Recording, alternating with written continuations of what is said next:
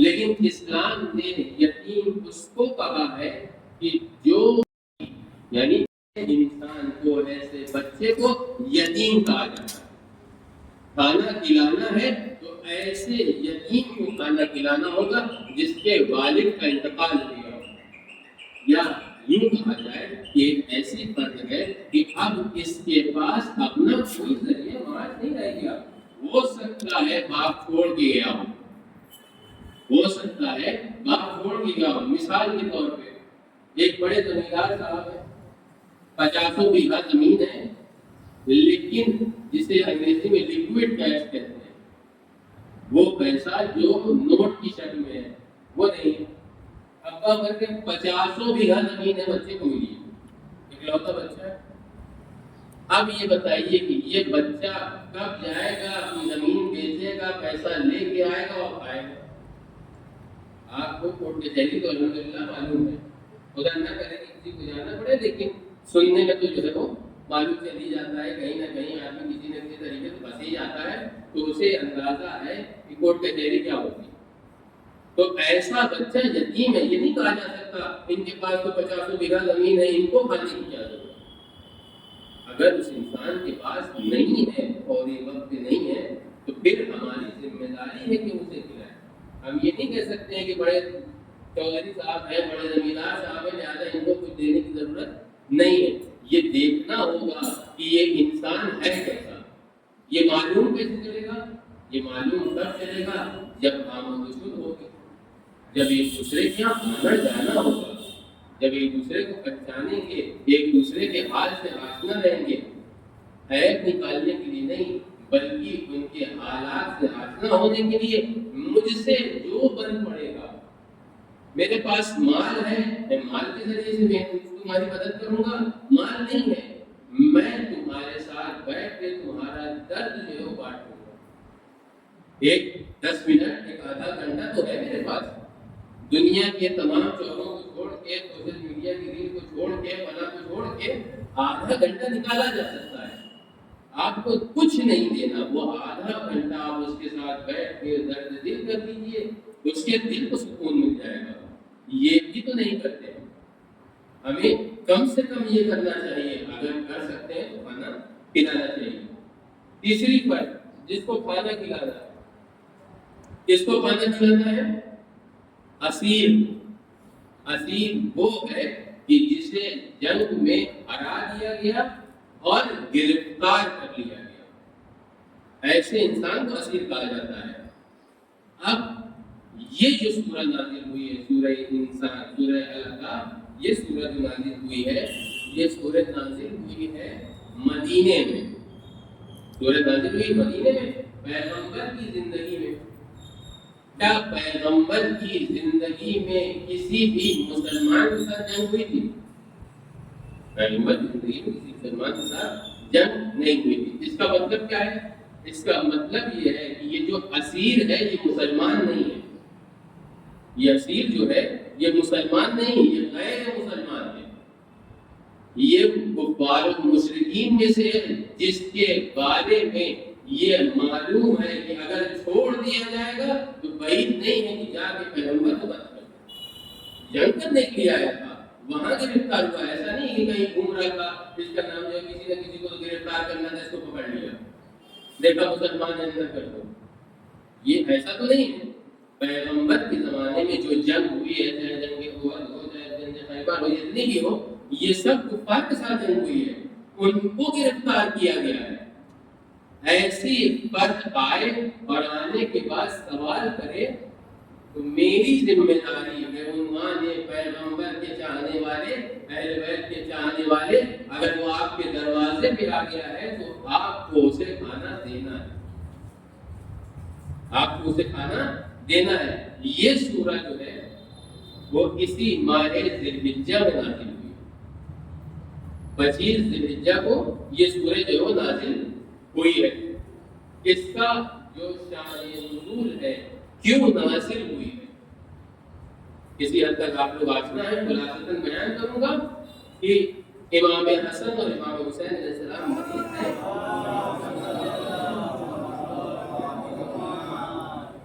آپ مریض ہیں اور آپ کی شفا یابی کے لیے امام علی علیہ السلام اور جناب سیدہ سلام اللہ علیہ آپ نے 3 دن روزہ رکھنے کی نیت کی ہے.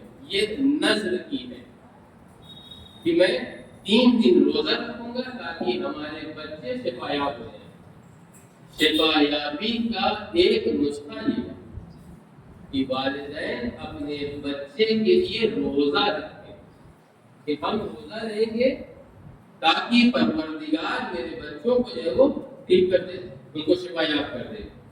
جب یہ ہوا کہ امام نے کہا کہ میں بھی رکھوں گا, جناب سیدنا نے کہا کہ میں بھی رکھوں گا, تو امام حسن امام حسین نے بھی کہا کہ ہم بھی ساتھ میں روزہ رکھیں گے. اب یہ تربیت اہل بیت علیہ السلام کے گھرانے کی کہ جہاں ماں باپ روزہ ہیں وہیں بچے روزہ ہیں, جہاں گھر والے روزہ ہیں وہیں کام کرنے والے روزہ ہیں. جناب عزت نے کہا کہ میں ہی روزہ رکھوں. اب یہ طے ہو گیا کہ ٹھیک ہے کل سے روزہ رکھنا ہے. روزہ تو رکھنا ہے لیکن افطار کے لیے کچھ ہے نہیں. افطار کے لیے گھر میں کچھ ہے نہیں. تصور کریں کہ پیغمبر اکرم حکومت اسلامیہ کے بادشاہ ہیں, ان کی اکلوتی بیٹی, ان کے چچادار بھائی اور داماد, ان کے نواسے, ان کے گھر میں چولہا نہیں جلتا. تصور کر سکتے ہیں کہ ایسی فرد ہو اور جس کے گھر میں کھانا نہ ہو. ہم نہیں سوچ سکتے. آج دیکھیے جہاں حکام, جہاں پہ بادشاہ رہتے ہیں, ان کا بھی, ان کے یہاں بھی جو ہے وہ سونے کے سامان لگے ہوئے ہیں, کھانے کی جو ہے کوئی انتہا نہیں ہے.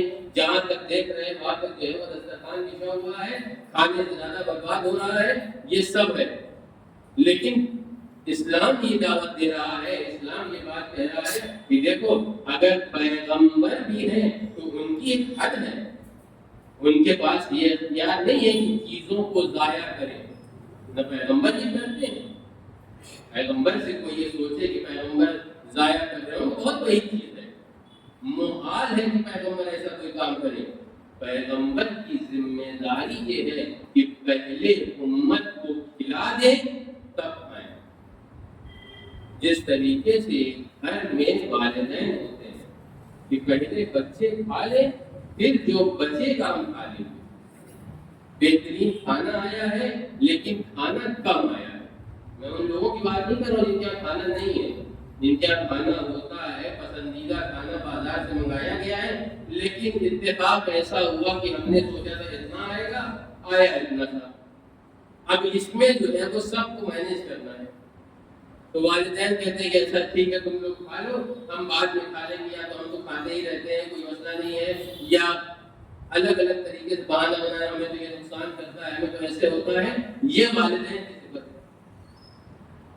تو والدین چھوڑ دیتے ہیں. پیغمبر ہے وہ, جہاں ایک طرف سے امت کے باپ ہیں وہیں امت کی ذمہ داری ہے ان کی. جیسے پیغمبر ہے ویسے ہی پیغمبر کی آل ہے کہ پہلے کھلا دیں گے پھر کھائیں گے.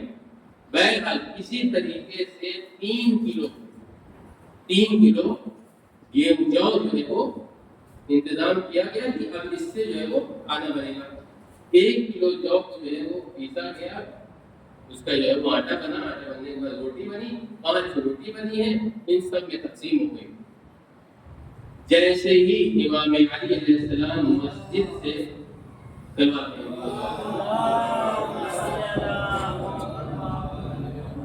میں روایت بیان کر رہا ہوں, انشاءاللہ اس کے درمیان کی باتیں آپ لوگ اپنے ذہن میں رکھیے گا کہ جب مغرب کا وقت ہوا تو امیر المومنین نے نماز مسجد میں پڑھی ہے. مسجد میں نماز پڑھنے کے بعد اپنے گھر آئے ہیں. گھر میں آنے کے بعد جیسے ہی افطار کے لیے پہلا نوالا اٹھایا تھا کہ ادھر سے جو ہے وہ مسکین آ گیا. آنے کے بعد کہا کہ اے آل رسول, آپ پر ہمارا سلام ہو, میں نے کچھ کھایا نہیں ہے, کچھ کھانے کو ہو تو دے دیجیے. ہم ہوتے تو پہلے تو اس کو بھیج دیتے کہ بھائی اوپر کچھ کھایا نہیں ہے, ہم کو پہلے منہ سے کھا لینے دو پھر آگے بات کریں گے. تھوڑا نہیں رحم دل آدمی ہے تو وہ یہ کرے گا کہ اچھا ٹھیک ہے 1 روٹی تم لے لو, باقی ہم 4 میں لے لو, کسی طریقے سے کھا لیں گے، نہیں، بلکہ یہاں یہ اہل بیت ہیں، امیر المومنین نے اپنی روٹی دے دی، جناب سیدہ نے اپنی روٹی دے دی، سب نے اپنی روٹیاں دے دی۔ اب افطار کرنا ہے، افطار کریں گے کس چیز سے؟ اب تمام روٹیاں دے دی گئی، صرف پانی سے افطار کیا، صرف پانی سے افطار کیا گیا۔ یہ جود و کرم ہے اہل بیت علیہ السلام کا، یہ ان کی کرامت ہے کہ کس طریقے سے اپنے اوپر سختی برداشت کر کے دوسروں کو عطا کرتے ہیں۔ ہم ان کے چاہنے والے ہیں، ہماری صفت ایسی ہونی چاہیے، ایسے نہیں ہونی چاہیے کہ بٹ رہا تھا لوٹ لو، پہلے سے دیکھیں گے کس کو ملا۔ یہ لوٹنے والا حساب کتاب کسی اور کا ہے، کہ جو درجے کو چھوڑ کے بھاگ آئے، پیغمبر نے کہا تھا کہ آنا نہیں، اس کے باوجود چھوڑ کے بھاگ آئے کہ کہیں ہم کو نہ ملے تو۔ یہ ان کا شیوا ہے، ان کا شیوا یہ ہے کہ اگر یہ نہیں کھا رہے تو ہم بھی نہیں کھائیں۔ اگلے دن بہت یہی ہوا، روٹی بنائی گئے، مومنین گئے، نماز ادا کیا، نماز ادا کرنے کے بعد گھر آئے، گھر آنے کے بعد جو ہے وہ جیسے ہی پہلا نوالا اٹھایا ویسے ہی گھر سے جو ہے وہ آواز آ گئی کہ ہم یتیم ہیں، اے اہل بیت رسول، کیا ہمارے کھانے کا کوئی انتظام ہے؟ سب نے اپنی اپنی روٹیاں جو ہے وہ دے دی۔ کتنے دن ہو گئے؟ 2 دن ہو گئے، 2 دن میں کچھ نہیں کھایا، پانی کو کھانا نہیں کہتے، 2 دن تک کچھ نہیں کھایا ہے۔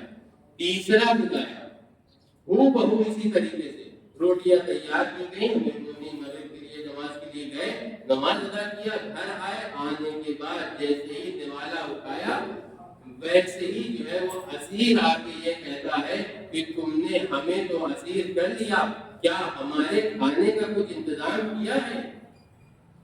اسیر کی حیثیت دیکھیے، اس کی جرأت دیکھیے، کہاں آ کے کیسی زبان میں بات کر رہا ہے۔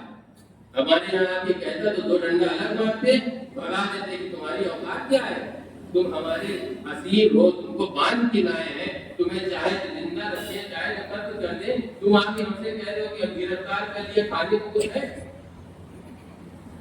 اتنا کہنا تھا کہ دوبارہ سب نے اپنی روٹیاں دے دی، پھر سے پانی کے ساتھ افطار۔ 3 دن گزر گئے، جب پیغمبر کو اس بات کی خبر ہوئی تو پیغمبر جلدی سے گھر آئے ہیں۔ آنے کے بعد جو کیفیت دیکھی ہے، کیفیت یہ ہے کہ جناب سیدہ کی آنکھیں جو ہے وہ گڈھے میں جا چکی ہیں، آپ کا پیٹ جو ہے گویا کی پشت جو ہے مل چکا ہے، اتنی کمزوری ہے۔ یہ نہیں کہا کہ ہم 3 دن سے بھوکے ہیں، تمہیں نہ دیں گے، تم تو مسلمان بھی نہیں ہو، تم تو اللہ کے ماننے والے بھی نہیں ہو، تم تو رسول کا کلمہ پڑھنے والے بھی نہیں ہو، تم تو ہمارے چاہنے والے بھی نہیں ہو، نہیں کہا۔ یہ اہل بیت علیہ السلام کا کرم ہے کہ کوئی ان کے دروازے پہ آ جائے خالی ہاتھ نہیں جاتا۔ مولا ہم تو آپ کے چاہنے والے ہیں، ہم تو آپ کا کلمہ پڑھنے والے ہیں، ہم تو آپ کی ولایت کا اقرار کرنے والے ہیں، ہم آپ کی بارگاہ میں آئے ہیں، ہمارے گناہوں کو معاف کروا دیجیے، ہمارے گناہوں کو معاف کروا دیجیے، تاکہ کل جب ہم آپ کے سامنے جائیں تو ہمارا کچھ چہرہ ہو، کسی منہ کو لے کے جائیں، کہہ سکیں کہ ہم بھی آپ کے چاہنے والے ہیں، آپ نے کل روٹی دیا تھا، میں نے بھی کسی کو ایک لقمے والا کھلا دیا تھا، کل آپ نے اپنے آپ کو جو ہے بھوکا رکھ کے دوسروں کو کھلا دیا تھا، میں بھوکا تو نہیں رہ سکا، لیکن میں نے اپنے پاس سے دوسرے کو طعام کر دیا، یہ انتظام میں نے کر دیا، میں نے آپ کے کہے ہوئے فرامین پر عمل کیا۔ بغیر میرے استاد کہ اتنا زندگی میں ضرور کر لیجیے گا۔ آپ پیغمبر کے ماننے والے ہیں، آپ اہل بیت کے ماننے والے ہیں، اہل بیت کی صفت کو دیکھیے، انہوں نے زندگی میں جو کام کیا ہے اس کام کو کم از کم 1 بار ضرور کر لیجیے۔ پیغمبر نماز شب واجب تھی، آپ 1 بار پڑھ لیجیے گا، کم سے کم اتنا تو کر سکتے ہیں۔ زندگی میں 1 بار انہوں نے جو ہے وہ کام کرایا، زندگی میں ایک بار تو کر سکتے ہیں. انہوں نے جو ہے لوگوں کو بانٹا, آپ بھی زندگی میں ایک بار تو کر سکتے ہیں. کل کو یہ کہہ تو سکتے ہیں پیغمبر آپ نے یہ کیا تھا, میں نے آپ کی اتباع میں یہ کیا ہے. آپ روزہ رکھتے تھے, میں نے آپ کی اتباع میں روزہ رکھا ہے. آپ نماز ادا کیا کرتے تھے, میں نے آپ کی اتباع میں نماز پڑھا ہے. یہ ہم کہہ تو سکیں, ایک بار زندگی میں کوئی بڑی بات نہیں, لیکن وہ ایک بار کی توفیق جو ہے وہ بہت بڑی بات ہے. وہ ایک بار کی توفیق جو ہے وہ بہت بڑی بات ہے کہ ہمیں وہ ایک بار کی بھی توفیق ہو جائے کہ ہم ایک بار ہی صحیح کسی غریب کو کچھ کھلا دیں, ایک بار ہی صحیح کسی مسکین کو کچھ دے دیں. ہاں, امام حسن علیہ السلام انہی میں سے. امام حسن علیہ السلام کو کریم اہل بیت علیہ السلام کہا جاتا ہے. آپ نے اپنی زندگی میں اپنے گھر کے تمام اثاثے کو, گویا اگر آج کے زمانے میں کہا جائے تو اپنے گھر کا دروازہ کھول دیا اور کہا جس کو جو لے جانا ہے لے جائے. یہ نہیں کیا کہ میرے گھر میں یہ سب خراب پڑا ہوا ہے تم لے جاؤ, نہیں, جو لے جانا ہے لے جاؤ. 2 مرتبہ آپ نے اپنی زندگی میں 2 مرتبہ اس طریقے سے لوگوں کی امداد کی ہے. یہ امام حسن علیہ السلام کی کرامت ہے. ہاں, کربلا میں انہی کا ایک نمائندہ ہے. امام حسن علیہ السلام خود جو ہے وہ شہید ہو چکے ہیں. 67 ہجری میں امام حسن علیہ السلام کی نمائندگی کرتے ہوئے آپ کا ایک بیٹا ہے. اس بیٹے کے بارے میں آپ نے اپنے بھائی سے ایک وصیت کی ہے. وصیت یہ ہے کہ میرے بھائی, میرے بیٹے کے ساتھ ایسے پیش آنا جیسے تم اس کے والد, ایسے پیش آنا کہ جیسے تم اس کے والد ہو. اس کو اس کے باپ کی کمی محسوس نہ ہونی چاہیے. یہ بتائیے کہ کیا امام حسن نے اگر یہ نہ کہا ہوتا تو کیا امام حسین نے ایسا نہ کیا ہوتا؟ کیا کوئی کوتاہی کی ہوتی, کیا کوئی کمی رکھتی ہوتی کہ نہیں تمہارا باپ مر گیا ہے, میں تمہیں یہ نہ دوں گا, میں تمہارے ساتھ جو ہے وہ نرمی سے پیش نہ ہوں گا؟ ایسا تو نہیں تھا. امام حسین علیہ السلام کریم ہے, ان کے یہاں یہ تصور نہیں پایا جاتا. لیکن اب یہ سوچئے کہ بھائی کی وصیت ہے اور امام کا فرمان ہے. امام حسن امام وقت کے امام ہیں اور ساتھ ہی ساتھ امام حسین کے بھائی ہیں. یہ امام کا فرمان بھی ہے اور بھائی کی نصیحت بھی ہے, وصیت بھی ہے کہ میرے بچے کا خیال رکھنا, ایسے خیال رکھنا جیسے کوئی باپ اپنے بیٹے کا خیال رکھتا ہو. ہاں, یہی چیز ہم نے جو ہے وہ عاشور کے دن دیکھی جب جناب علی اکبر شہید ہو گئے. اب جناب قاسم آ گیا ہے. راوی کہتا ہے کہ ایسا لگتا ہے جیسے کوئی چاند باہر نکل کے آیا ہو. 13 سال کا ہے. ہاں, یہ بھی ہے کہ یہ امام جناب قاسم امام حسن علیہ السلام کی بہت شبیہ ہے. امام حسین علیہ السلام کی محبت دیکھیے کہ جناب قاسم کی طرف, کہ جناب قاسم امام حسن علیہ السلام کی شبیہ ہے, یعنی ایک شباہت بھائی کی ہے. دوسری بات یہ کہ خود امام حسن علیہ السلام جناب سیدہ کی شبیہ ہے. جہاں ایک طرف بھائی کی شباہت ہے, بھائی کی محبت ہے, وہیں دوسری طرف جو ہے وہ ماں کی محبت بھی ہے. یہاں علی اکبر کو دیکھنا, رسول کو دیکھنا ہوتا تھا تو علی اکبر کو دیکھ لیا کرتے تھے. اپنی ماں کی یاد آیا کرتی ہوگی تو قاسم کو دیکھ لیا کرتے ہوں گے. قاسم آئے, آنے کے بعد بچے سگے گلے لگ گئے. اب لگنے کے بعد اجازت طلب کر رہے ہیں, کہہ رہے ہیں مجھے اجازت دے دیجیے, میں اجازت چاہتا ہوں, آپ کے اوپر قربان ہونا چاہتا ہوں. ابھی اس کی ہم کانے برداشت نہیں ہوتے ہیں. امام نے کس طریقے سے اجازت دے, یہ امام کی عجیب منزل ہے. ارے یہ قاسم وہ ہے کہ امام نے کبھی اس کو نہ کہا ہوگا. آج ایک مرتبہ جب کوئی بات کہہ رہا ہے, کچھ مجھ سے مانگ رہا ہے, یہ گھرانہ نہ کہنے والا نہیں ہے. ایسے کہا ہوگا کہ میرے لال قاسم نہ جاؤ, ایسے کہتے کہ میرے لال قاسم چلے جاؤ.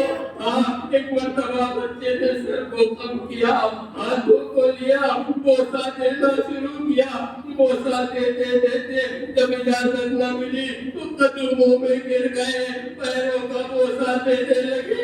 ایک مرتبہ حسین نے اپنے دل میں پتھر رکھا، قاسم کو اٹھایا، میرے لال قاسم گریا کرا، اتنا گریا ہوا کہ لوگوں کو لگا کہ ان کی روح بتا ہو گئی۔ ایک مرتبہ قاسم کو اجازت دی، جاؤ میرے لال قاسم جاؤ، جا کے بنی ہاشم کی شجاعت کا نظارہ دکھا دو۔ گئے جنگ کرتے، ارے یہ بچہ ہے، کب سے بھوکا ہے، کب سے پیاسا ہے، جنگ کرتے کرتے ایک مرتبہ اپنے چچا کو آواز دی، اے میرے چچا آپ کو میرا آخری سلام اتنا سننا تھا۔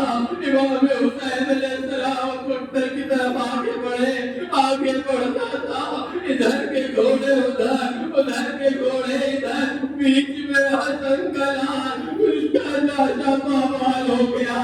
اب یہ ایک مصائب ہے، ایک مرثیہ ہے امام حسین کا، جو آپ نے کسی کے لاشے میں نہیں پڑھا۔ آگے کہتے ہیں اے میرے لال قاسم تیرے چچا پہ یہ بہت گرا ہے، اے میرے لال قاسم تیرے چچا پہ یہ بہت گرا ہے کہ تجھے اس حالت میں دیکھے۔ میں نے تیرے باپ کو دیکھا، اس کے لاشے میں دین دیکھے، لیکن یہ کس طریقے سے برداشت کرے کہ تمہارا جسم ہو اور گھوڑوں سے ماما۔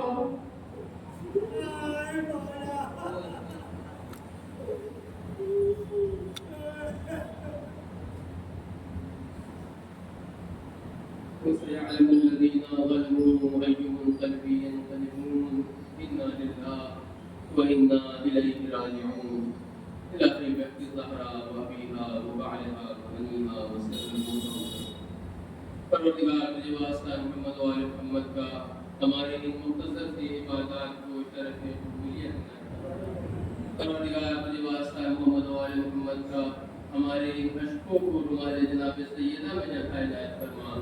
پروردگار تجھے واسطہ محمد و آل محمد کے تیرے چاہنے والے جہاں کہیں بھی ہیں، ان کی جان مال عزت و آبرو کو تحفظ فرما۔ پروردگار مظلومین کی حمایت فرما، پروردگار ظالموں کو نیست و نابود فرما، پروردگار پرچم اسلام کو سربلند فرما، پرچم کفر و نفاق کو سرنگوں فرما۔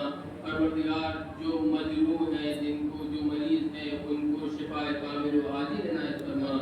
آخری میں آپ سب سے یہ التماس ہے کہ ایک مرتبہ سورہ حمد اور 3 مرتبہ سورہ اخلاص کی تلاوت فرما کر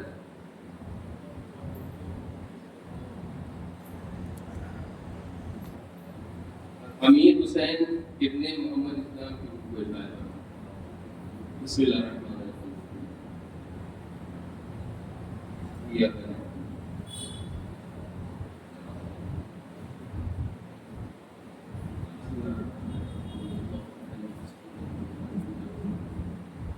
بسم اللہ الرحمن الرحیم۔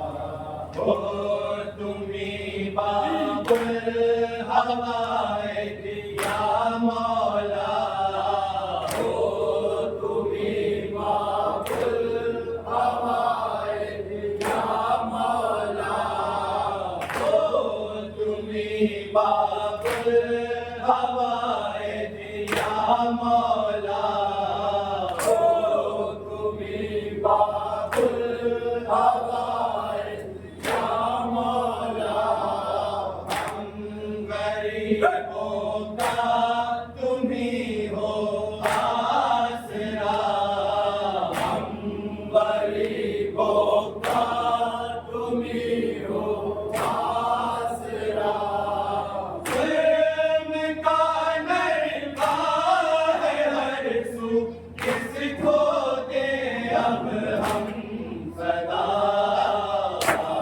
سلام سلام سلام باوفا،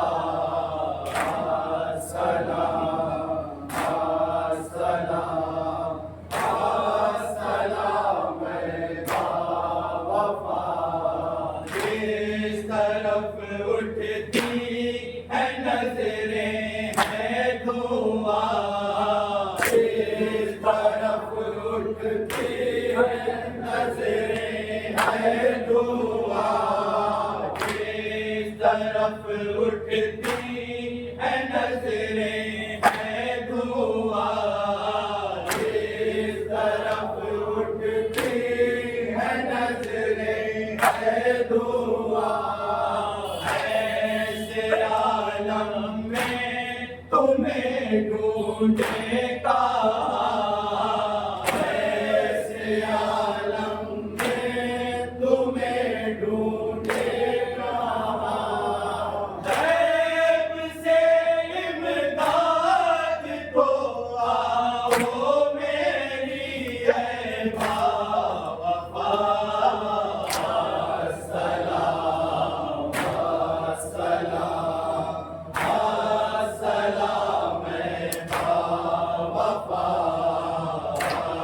سلام سلام سلام باوفا، ہم ہیں ماتم دار مولا آپ کے، ہم ہیں ماتم دار مولا آپ کے، ہم ہیں ماتم دار مولا آپ کے، ہم ہیں ماتم دار مولا آپ کے، نکلے در پر دم ہمارا آپ کے، نکلے در پر دم ہمارا آپ کے، دیکھ لے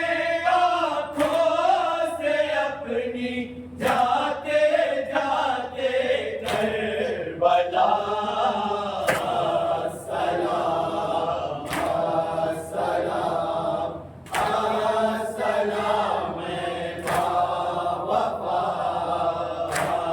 سلام سلام سلام باوفا، آپ بھی فرزند زہرا ہیں شاہ، آپ بھی فرزند زہرا ہیں شاہ، آپ بھی فرزند زہرا ہیں شاہ، آپ بھی فرزند زہرا ہیں شاہ، لیجیے پرسا نبی کی آل کا، لیجیے پرسا نبی کی آل کا، آپ ہیں سردار لشکر، آپ ابن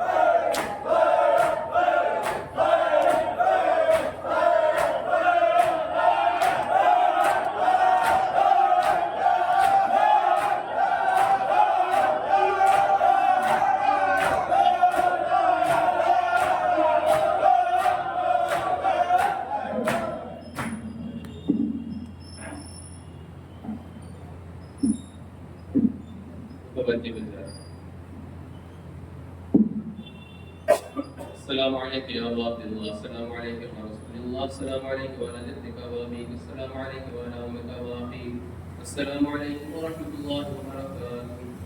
السلام عليك يا غريب الغرباء، السلام عليك يا مولد الضيفاء الفقراء، السلام عليك يا شرف الجنود، السلام عليك يا عزيز النفوذ، السلام عليك يا سلطان العرب وعلى جميع علي بن موسى الرضا ورحمة الله وبركاته. السلام عليك يا مولانا يا صاحب العصر والزمان، الأمان الأمان الأمان من فتنة الزمان. السلام عليك يا خليفة الرحمن، السلام عليك يا شريك القرآن، السلام عليك يا إمام الإنس والجان. أجل الله تعالى فرجك وسهل الله مخرجك وظهورك وابشرنا معه رحمة الله وبركاته.